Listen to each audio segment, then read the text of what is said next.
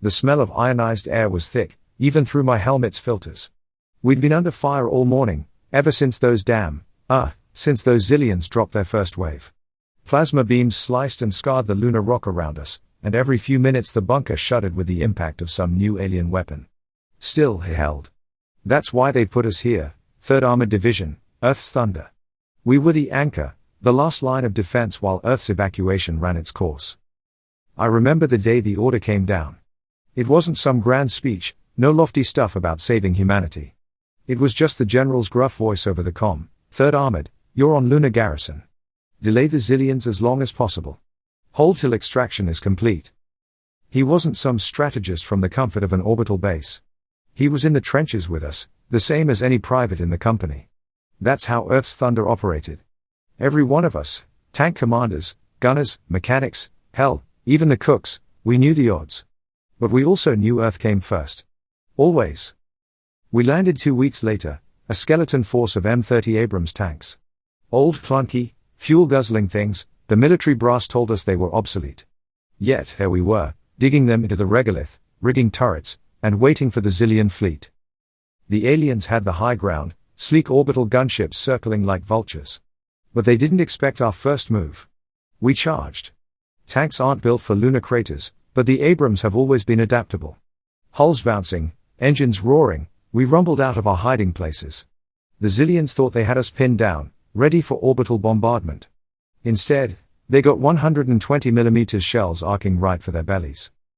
The chaos that followed was our kind of beautiful. The Zillions were used to fighting in space, neat trajectories and calculated laser burns. We gave them a taste of good old terrestrial brawling.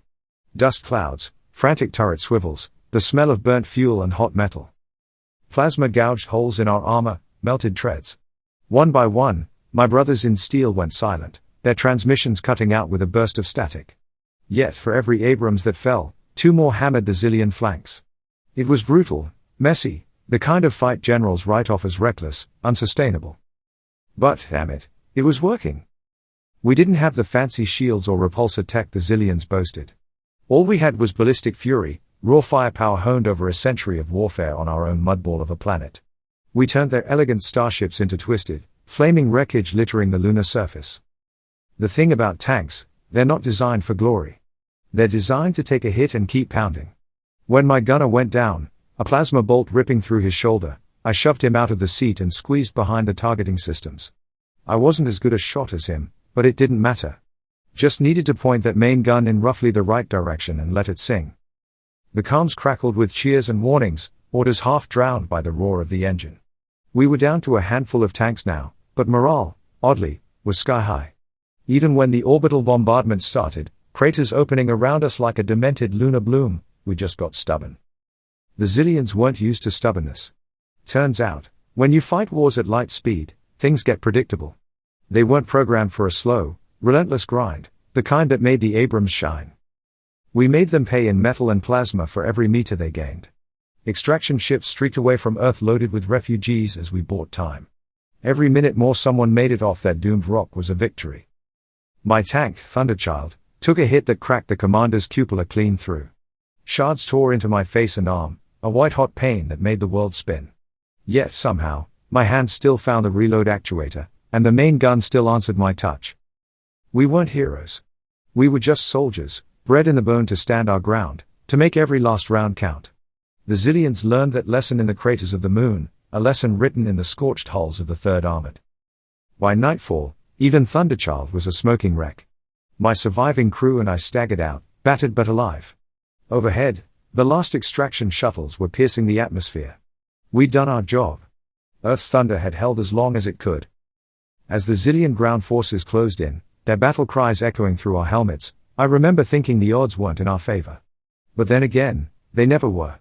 We unpinned the grenades from our belts and waited for them, a defiant grin hidden under my cracked visor. One last fight, the old-fashioned way.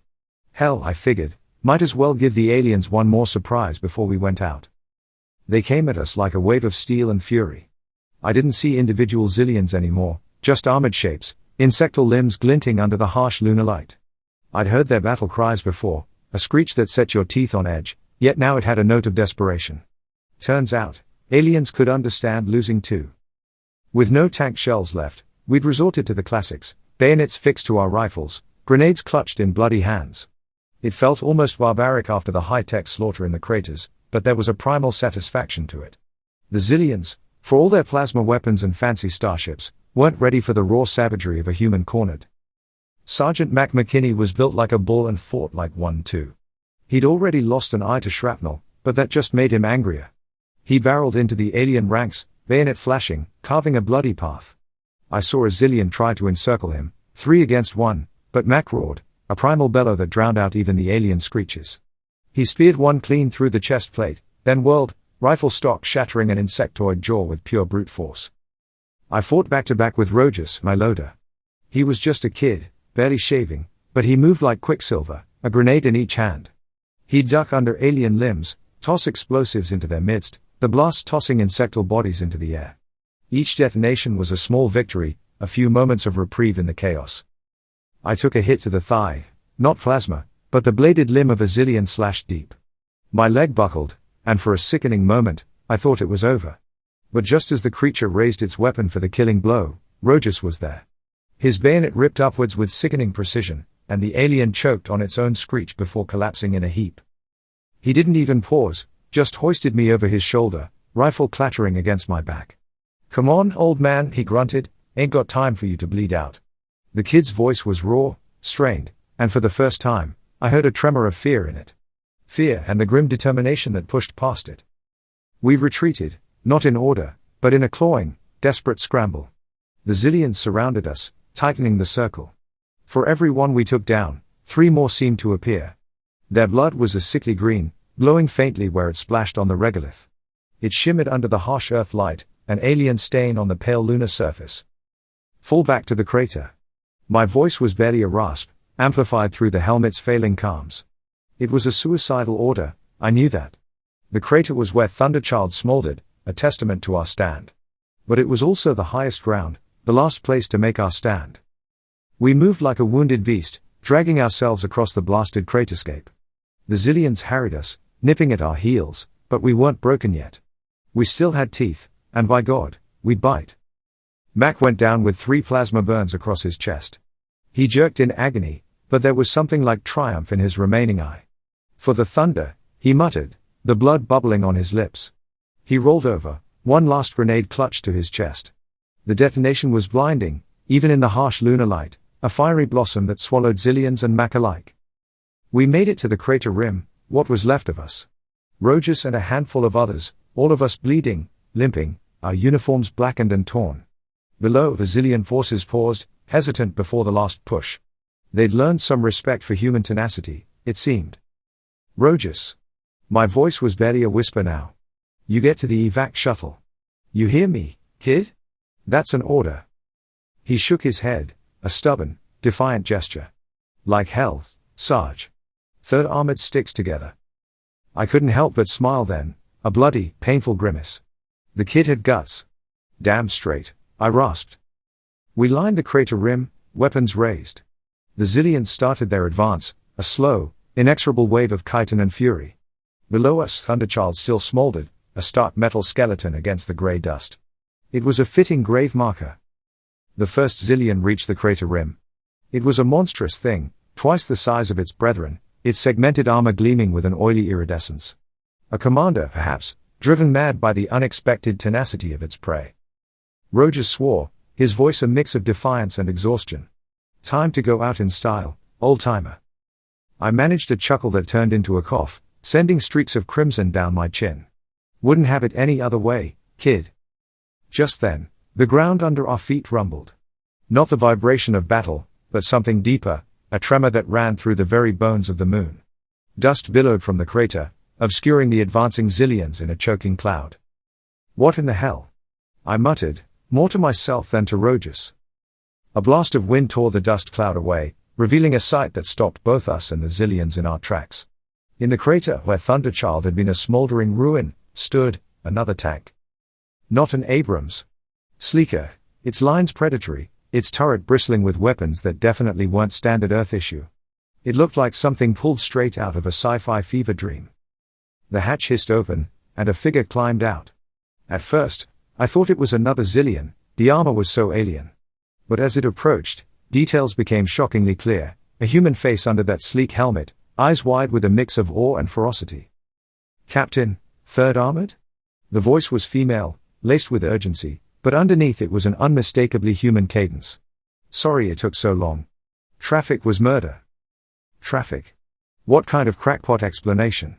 Then something even more improbable clicked into place. I knew that voice, distant through helmet speakers, but I'd know it anywhere. "Lieutenant Rojas," I croaked, my mouth suddenly dry. Is that you?" The helmet snapped off, releasing a cascade of dark hair I'd only seen short-cropped for basic training. Older now, lined with the maturity no war should ever forge, but still the familiar face of my daughter. Dad? Izzy Rojas had never been the overly emotional type.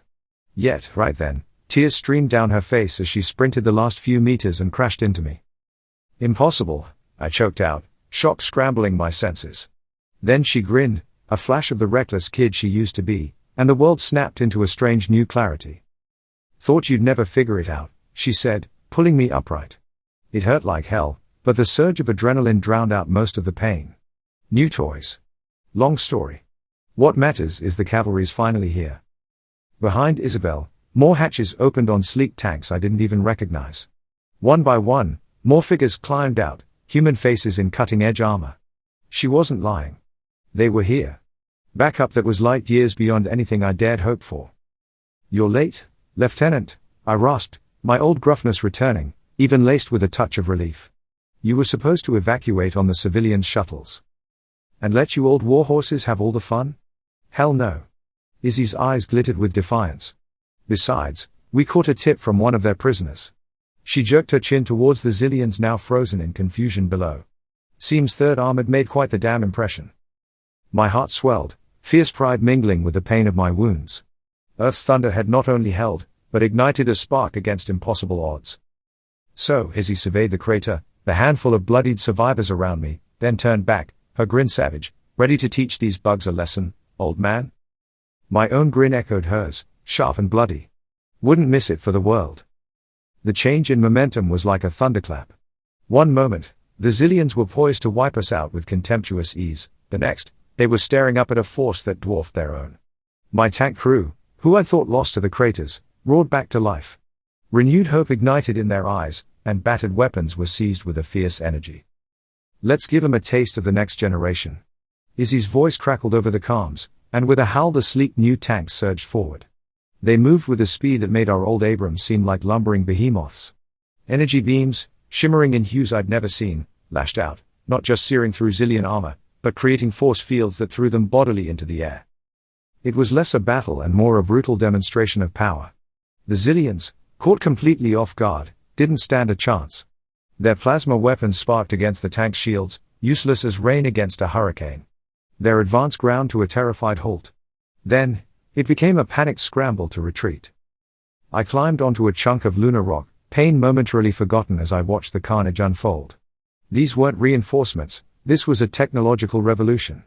The sleek tanks weren't just weapons, they were the product of a desperate gamble. A gamble spearheaded, it seemed, by my own stubborn daughter. "Explain," I rasped into the comm, and Izzy's laughter bubbled back. "Classified, Dad. Need to know basis and even you don't have clearance," she cheekily replied. "But let's just say after you guys kicked some serious alien butt, a few doors opened up for us back home. Turns out, the brass was hiding some aces up their sleeves, just needed a reminder that sometimes, those old, obsolete hunks of metal can make all the difference." Her words were a balm to my battered spirit. We weren't just relics of the past, we were the catalyst, the bloody proof that even against the galaxy's greatest threats, raw grit mattered. "You were on those evac shuttles," I realized, pieces slotting into place. "You turned back." A pause, then Izzy's voice, softer now, "Had to see this through, old man. Had to make sure you lived up to that Earth's Thunder name." Pride swelled in my chest alongside a wave of paternal terror. That was my girl out there, risking everything on the back of untested tech, because her old man and his crew had been crazy enough to hold their ground. The zillions, leaderless after the decimation of their commanders, shattered completely. Survivors fled on foot, scrabbling over crater rims in a desperate attempt to escape. The new tanks didn't even bother pursuing. They formed a defensive perimeter, and from their sleek sides, Technicians swarmed out, setting up strange devices that shimmered with otherworldly energy. Mopping up operation, Izzy explained, her voice turning crisp again. We're setting up a disruption field. Those bugs won't be calling in reinforcements anytime soon. Gives Earth a breathing space. I staggered down from the rock, Roger steadying me. Every inch of me screamed in protest, but I had to get to her, had to see my little girl who wasn't so little anymore. She met me halfway, her helmet off again, eyes bright. Not with victory, she'd seen too much for that, but with a fierce determination that had me struggling not to tear up in front of my battered crew. I should ground your insubordinate behind, I half growled, and the tension finally broke. My crew laughed, rough and ragged, but a true laugh nonetheless. Izzy just hugged me, hard enough to rattle my aching bones. Welcome to the future, old man, she whispered into my dusty, blood-crusted uniform. It's about damn time you caught up. The lunar dust settled, and the shimmering disruption field pulsed steadily, a barrier against further Zillion encroachment. It was a victory, hard-fought and unexpected. Our salvation had come not from some grand planetary defense, but from faith, grit, and a whole lot of crazy. The technicians finished their work, faces pale but determined under the lunar glare. That's when Izzy gestured towards the horizon. Dad, you gotta see this. We followed her to the crater rim, the surviving members of 3rd Armored limping along in her wake. Beyond the battle-scarred landscape, where the lunar surface curved towards the distant Earth, something breathtaking unfolded. It wasn't ships, not at first. It was light. A shimmering, iridescent glow that bloomed where the blackness of space should have been. The light grew, pulsating, then coalesced into shapes. Not sleek vessels of metal and plasma, but something organic. I fumbled for words, but none seemed adequate. They were like vast, silvery whales breaching from the ocean of the cosmos. Bioluminescent markings pulsed along their immense flanks, and they moved with an impossible grace. It was beautiful, awe-inspiring, and profoundly unsettling. We may have poked a different kind of hornet's nest, Rojas muttered, his youthful confidence shaken. Those aren't Zillion, Izzy said, her voice tight. The tech, it responded to them. Something about their energy signature set off the disruption field. One of the silvery bioships broke formation, drifting towards the lunar surface with a speed that defied its size. It was as if the laws of physics themselves bent around it. Closer, we could see smaller vessels detaching from its underside, each one like a glittering, insect-like craft. Evac? Mac croaked, the question ragged in his throat. Izzy shook her head, her eyes locked on the approaching ships. This isn't a rescue. They're here because of that field. She gestured at the shimmering barrier the technicians had erected. Whatever they are, the tech was reacting to them, not the Zillions. My heart hammered a tattoo of dread against my ribs. All our sacrifice, the desperate fury of 3rd Armored, the unexpected arrival of Izzy and the new weapons, had we only traded one galactic threat for another? Prepare for contact, Izzy's order was sharp, her words jolting me out of despair. Weapons powered, but do not fire until I give the. Her words cut off, replaced by a gasp. The sleek insect craft had landed on the lunar dust. They didn't disgorge armored warriors as we'd expected. Instead, a single figure emerged from one of the vessels. It walked on 2 legs, tall and slender, with skin that shimmered like moonlight on water.